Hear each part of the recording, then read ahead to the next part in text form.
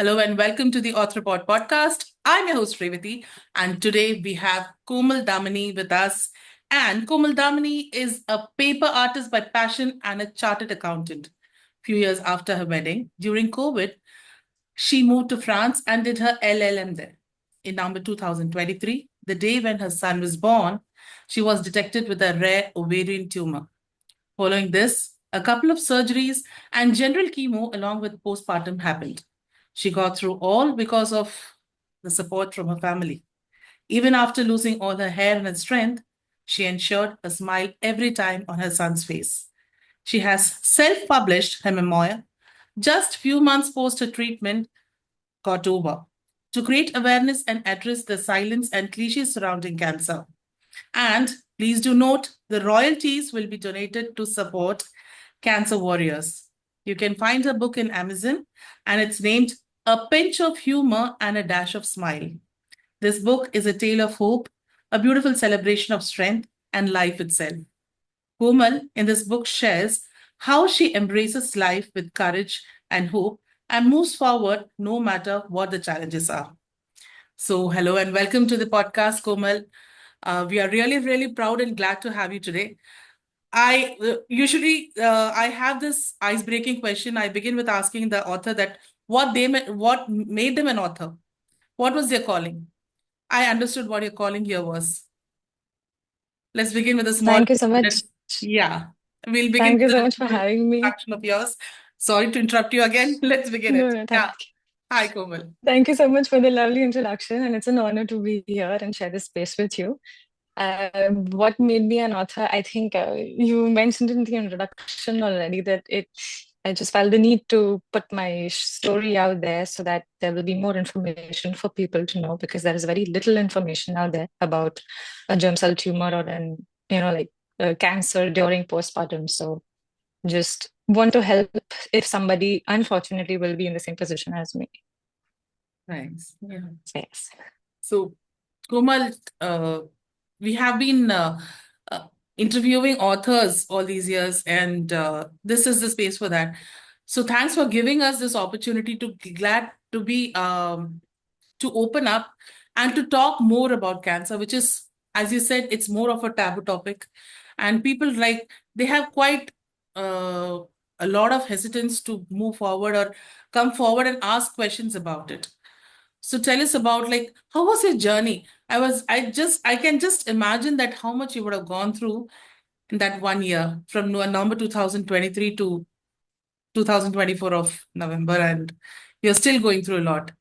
So yeah, even I don't have exact words to put in here. So please don't mind me. Yeah, tell me Absolutely how not. the I'm journey was. happy to absolutely I'm happy to share. So of course I'm not going to say it's been all roses and it's been tough, Definitely of not. course. Definitely. Yes. But there's one thing that stuck to my mind, which was my oncologist told me that my husband, of course, is going to go through the same process with me. So of course that's going to be hard on him because we're a young couple and plus my child, like she mentioned about how my child is going to feel all the emotions that I feel. So I think that's the time when I made up my mind that I am going to face this with a smile, with positivity, because I want him to see the world in a beautiful way, not as if it's all pain and all just tears. I didn't want him to bring into this world with that. So I think it was a blessing in disguise to have a child in that journey. So yes. Yes. So it is not the Yeah. two of you, it's the three of you. Absolutely. Right. Absolutely. I think it's something that a family goes through, and that is what I want to bring through across through this book. That it's not just a journey of a patient or a warrior; it's actually the whole support system that also goes through this, which people don't speak about enough. So Yes. yes, So how people around so how did you feel like okay, I'll be very open about this. So so sure. first, the moment when you shared about your the journey that you're going through, what has happened to you? You had just embraced motherhood, and this news breaks in front of you. And Mm. people would have definitely looked at you with a lot of sympathy. They would have tried to empathize with you. To some extent, I can understand that you would have responded with anger. And why me kind of, yes. And Uh, how did you manage that particular situation of yours? I think everything that you said, yes, it's partly true. So of course, I got the news the day my son was born, and I was luckily in France where I don't know a lot of people. So I think that Mhm. made it a little easy because I did not have to face familiar faces in front of me. Yes, yes. But I was hesitant to share my news with people because I did not want to overshadow the birth of my son with my news. So of course I made it a little, it was a little silent for a while. So I shared the news once my chemos began. And as you said, I did face a lot of sympathies, a lot of free advices. Yeah. And it was hard. Of course, it was hard. And I think it's harder, when it comes from the family members because that's not what you're expecting. Sympathy is not what I needed at that time. I needed motivation. I needed people to tell me that I am a great mother and, not to be guilty because I'm doing a good job like all mothers do. But that is exactly why I think I wanted to write this book. To I have a page, wherein I've written the words to say and the words not to say. That's one thing that I hope people understand. It's very important to use the correct words in front of any person, not just a cancer warrior, but anybody who's facing a challenge. I think what we need is motivation and not sympathy. Definitely. Which, So don't you think yes, that it is totally ignorance that people are facing, that they're not able to handle a situation when somebody's or even themselves are going through. So the first, as far as I've seen, at least in India, when a person goes through some kind of misery, the first thing they do is they get angry. They show the anger on yes, everybody, and they say that they have yeah, the right to show that anger on them because they're going through that, and nobody else has the I yes, or bring and it. you're right. To address that part about the anger, I did have that in Hmm. me. I did ask myself that, okay, why me? But then the very next thought, I was actually very happy that it's me and not somebody I know. Yes. So I was like, okay, if I have to go through this, I can do this. But I don't know if I would have been able to face this had it happened to my husband or my child or my sister or say my parents. So I think when you understand that cancer is just a challenge, it's not the end of the world. Hmm. It's just a challenge, and everybody faces their own set of challenges. It's not like I'm going through more than somebody else.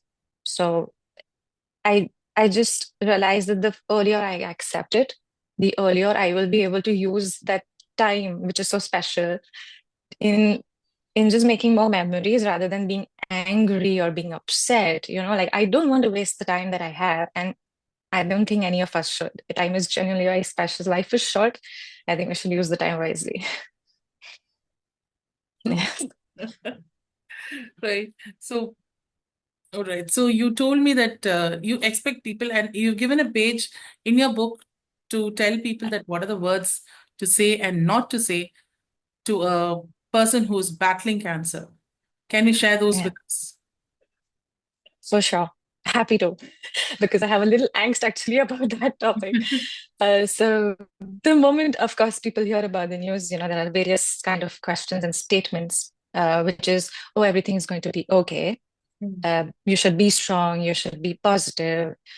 Um, I don't understand why people say these things because I think what that time a person needs to hear is that they are strong.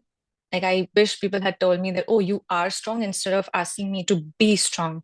Because the very fact that, you are facing a challenge and, you're living that each and every day, each and every moment shows that you have the strength in you and you're already doing a fabulous job.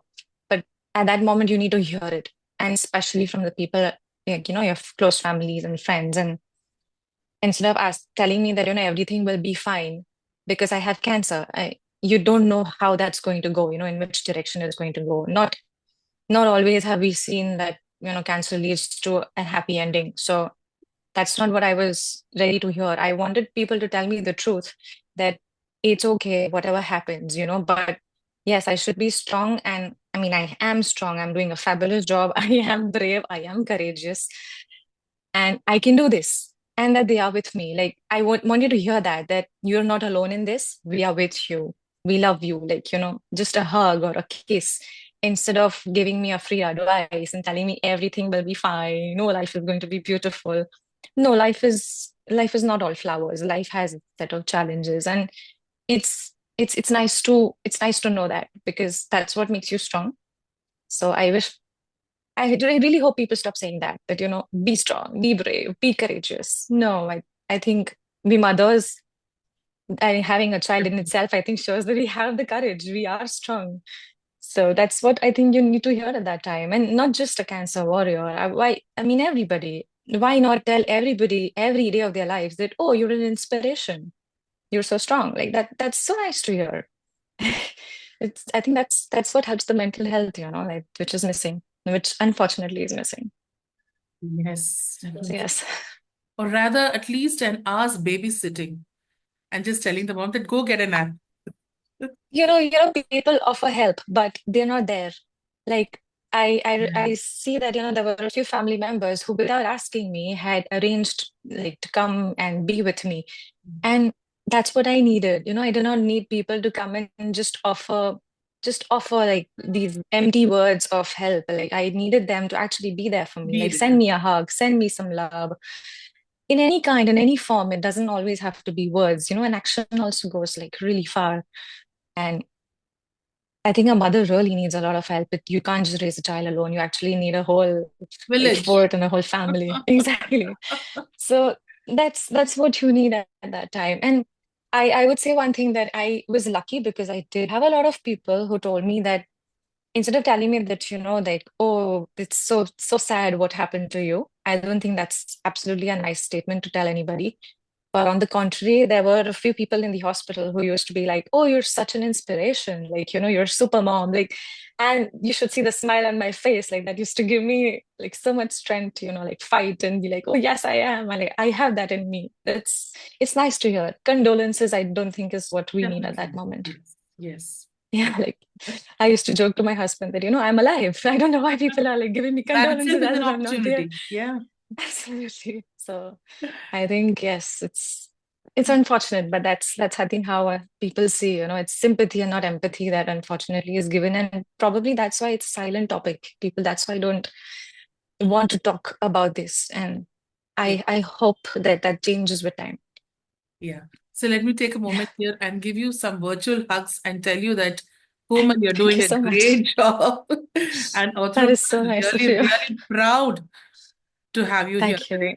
and share your journey with us. And we are really glad that you just made it here.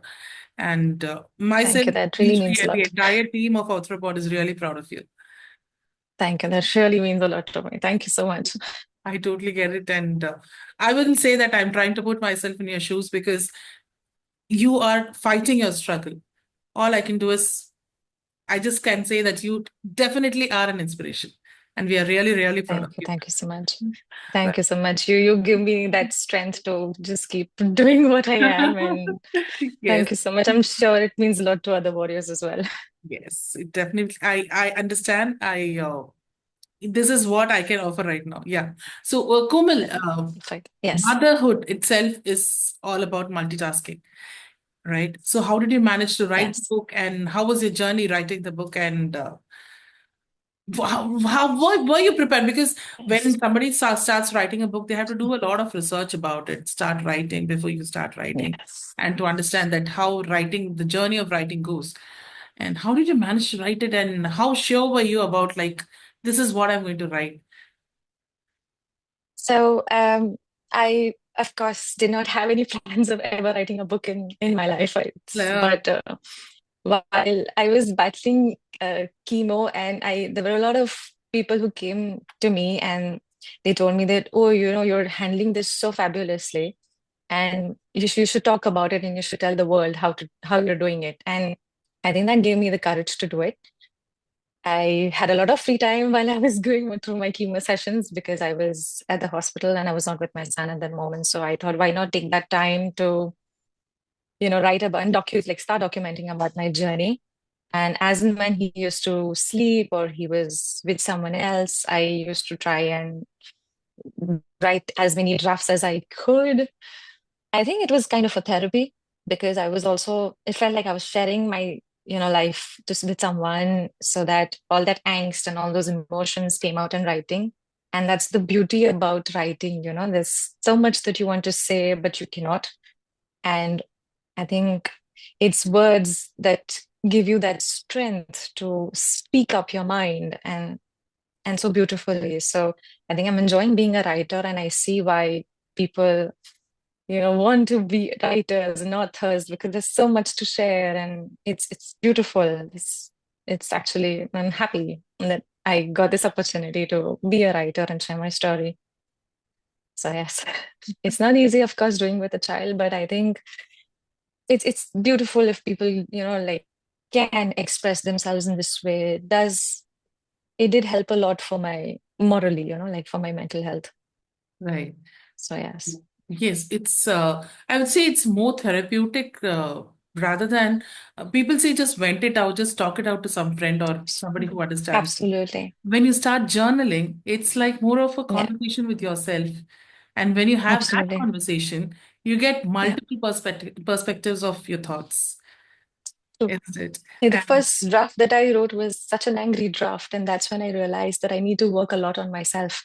So right, had I not done that, I don't think I would be smiling about, what's happened in the past year, because I realized that there were so many nice things also that I wrote about, and there were also some not good things that happened, and of course, that's how you learn that this is not it's not the version that I wanted to be. I wanted to be a better version of myself. So I think that first draft definitely made me realize that yes, there's a lot to work on, and there's a lot nice in the world. It's not just all tears and all fears. So yeah, yes. So it would have been definitely therapeutic yourself. I for totally sure, for sure. yes. So they say talk it out. Just Mhm. people in India or in definitely in many countries in the world, it has been a very socious topic that we never teach people about how to support someone emotionally, how to uh, talk to them in a proper manner so that they're not emotionally disturbed.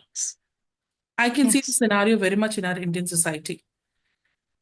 People either Mm. they just keep to themselves, they hesitate, they want to help, and they just don't have the right words to express. All these years, we've been just talking about it. We say that you need to talk it out, you need to educate people. I'm not sure that how far, what kind of steps people have been taking to educate people more about it. And I would say that definitely from the growing years, children need to be taught about this. Children need to be told that what is the importance of talking or expressing yourself in the right manner. We have been taught to suppress. So if you cry out loudly, if you show out your anger, the first thing is what would people think around you? What would the society say? So That's expression, true. All yes. of what you say is true, and I think I am struggling with that myself because it's not been easy to share my story out there. There are a couple of people who came up to me saying that, we battled cancer ourselves, but the world doesn't know because they are afraid that they will be given sympathy and pity glances. Yes. And I think Able. yes. And what you said is absolutely right. It is very difficult to ask an adult to tell you the correct words and to offer you the correct comfort and support. It actually needs to happen at a very early age, and I see that difference. Like I see that my son is way more welcoming to people who are bald or people who are probably in the society's words have a deformity, and I don't see I don't see older kids being so receptive. Like, of course, people have found it hard to accept me with such short hair or with a bald look. And I hope that people understand that it is not wrong to educate your kids that what challenges are, what life is about. I think, on the contrary, we need to tell them about this at a very early age probably below age of 3 years old, because that's the time, where they're very innocent. For them, there is nothing right or wrong. Everything is beautiful, everything is very innocent. And that's the age where they probably need to understand that, it's okay to be however you are. Like there is nothing like short hair or long hair, or say fat or thin. I think everyone's beautiful in their own way. Why why teach, like, them about, like, okay, boys can have this, or girls can have this, like that gender, that gender change. I think acceptance comes at a very early age, rather than, I see older kids, because they already have these societal norms set in their minds, because That's people right. tell them what is right and wrong. So instead, why not teach them when they're discovering it, Hmm. so that they know that this is normal, instead of wait for a time when, they're already so set in their minds that, okay, this is how society expects them to be like. And I see that there are so many people who want to support me, but they cannot, because it's the societal norm, to say a certain thing or behave in a certain way.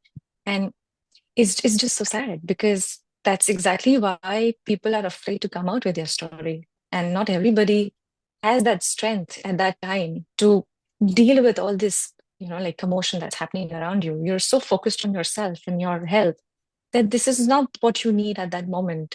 So they shut themselves from the world, and that's where I think everything just goes downhill, because that affects you morally. And it's a battle, I think, more mentally than physically. If mentally you have accepted that, okay, this is your new life, then it's very easy to, like, be out there in the world and be yourself. But but unfortunately, the society doesn't make it easy for you. Yes. And and I hope, like you said, that, this changes. Like, this should be taught in schools, this should be taught by parents at an early age to their children, and by everybody, not just at one place. I think everybody, all of us, need to make that effort to teach our kids that this is okay. This Yes. is not abnormal. This is okay. Like, and I hope to do that with my son. I really hope so. Yes. And I would say, like, even the adults are helpless because they were not taught. Yes, absolutely. So, so everybody needs to be treated equally here. Absolutely. It's not about only the children. The adults themselves are helpless, and Absolutely. yeah. So But it's very difficult, I think, after a certain age to, like, change yourselves, because your minds are so set in a certain way that it's very difficult to, uh, go against the society and support somebody, a minority, for example. Like, I see that, there are people who've really struggled in trying to accept the new me, like the new version of me, but some have been really warm and welcoming, because they've probably seen their loved ones go through this. So unless and until you face this problem, it's very difficult to understand what a person is going through and to accept them in a different way. hmm, I don't think we should wait for that moment where, a loved one has to go through it, just so that we can make that change and bring that change. I think that change needs to happen before right, right. something happens. So yes, I hope so.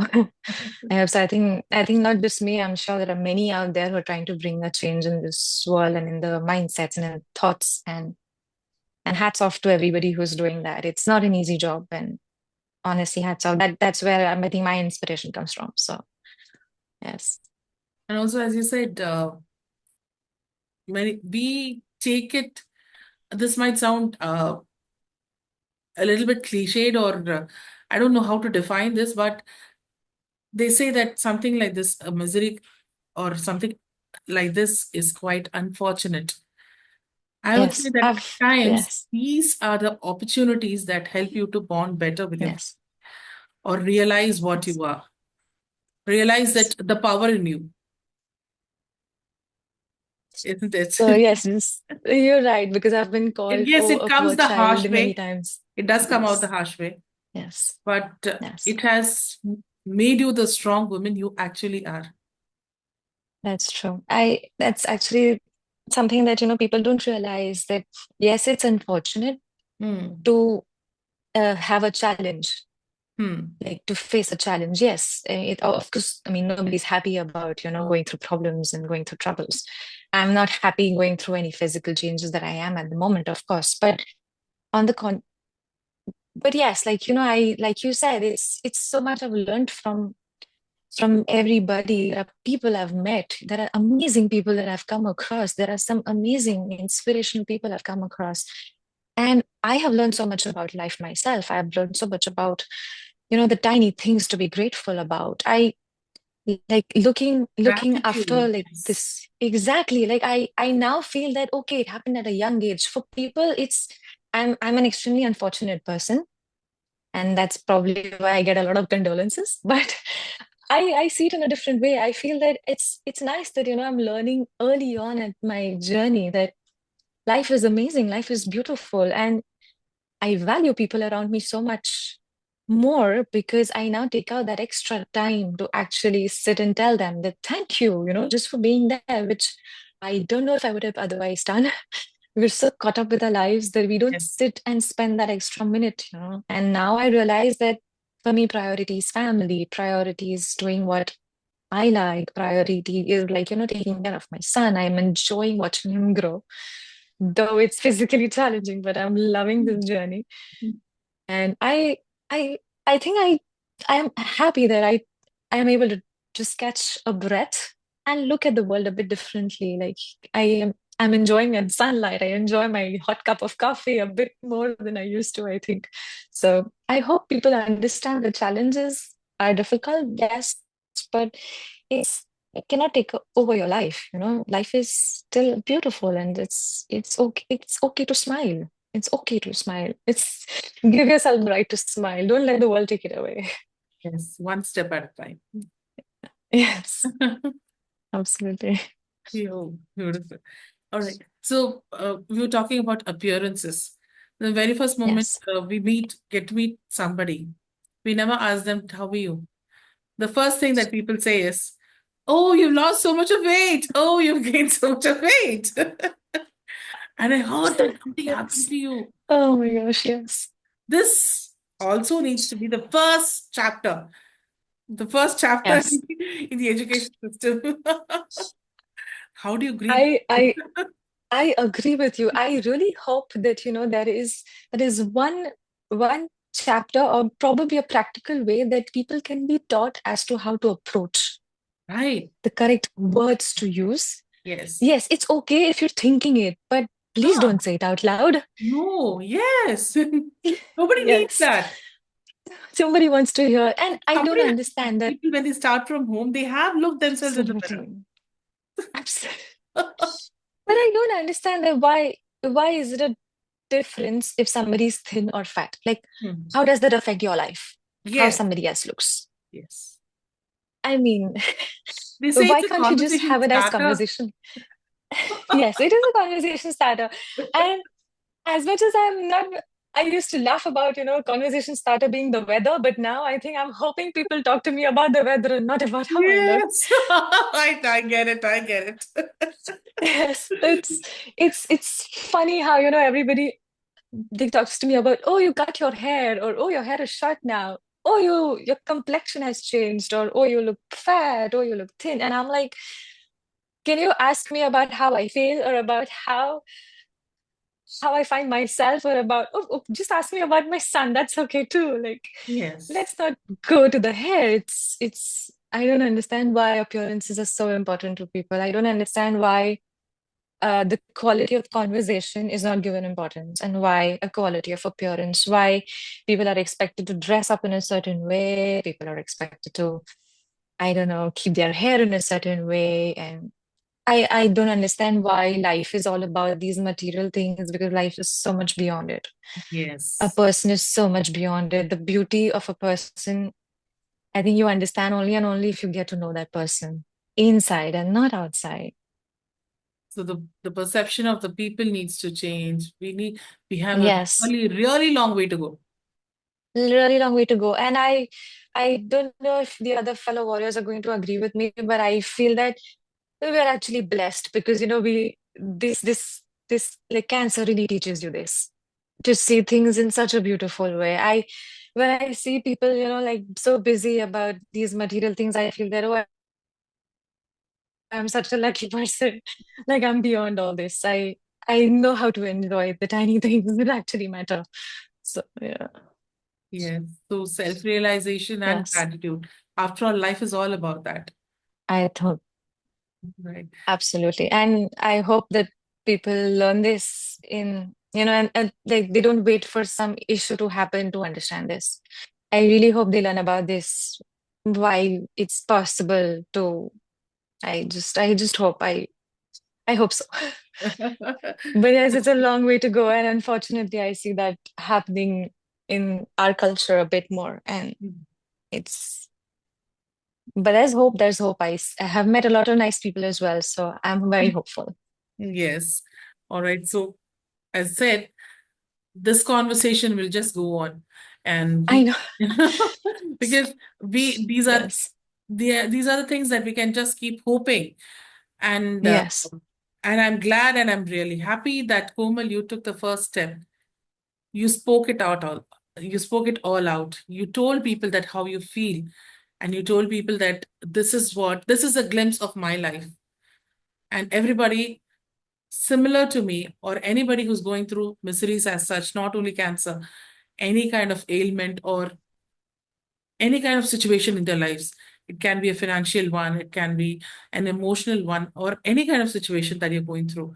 Everybody has to go through this, and it is normal. It needs acceptance. All you need is Yes. acceptance, support, and no judgment at all. Absolutely. And Absolutely. yeah, so that definitely is a long way to go. And the first step that people need to take is they need not do anything. Just accept that they have to be educated. Just accept that they Yes. have to unlearn whatever they've been thinking that is right, what they've been believing is right is not right, actually, all these years. So all they have to do is just unlearn, come out, and have a little bit of gratitude of what God has offered them, what life has offered them.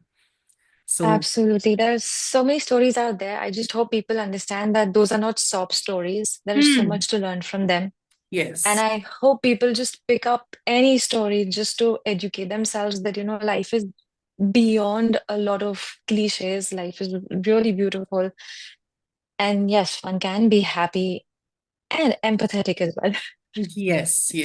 So the education system needs to change. People need to change. I hope so. Let's Yes. begin it, and let's let our generation be the one to bring out the change to some extent.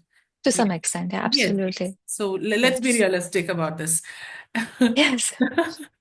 So it's a long Yes. way to go, as we said, but I'm glad that somebody is speaking out, and people are starting to relate. And Komal, we really wish you all the very best with your book. So, people, I would say that please go grab her book, read, and get a glimpse of what Komal has gone through, and get to know about her journey, and get educated yourself about everything that Komal has to say. That because I would say that this is the first step, or at least this is the first try that we are going to make about understanding people's emotions and supporting them. Or it will be a journey of self realization and showing some gratitude. So, thank you very much, Komal, for being a part of our podcast today. There's lots and lots of takeovers from the conversation that we have. Very, all the best to you. And I really wish that only great and good things happen to you hereafter. You truly are an inspiring person. We are really proud of you. Thank you so much. That's very nice of you. I think inspiration is within all of us. And thank you so much to you and Team Authoropod and Nilshri. It's been an honor talking to you and thank you so much. Thank you. Thank you very much, Kubi.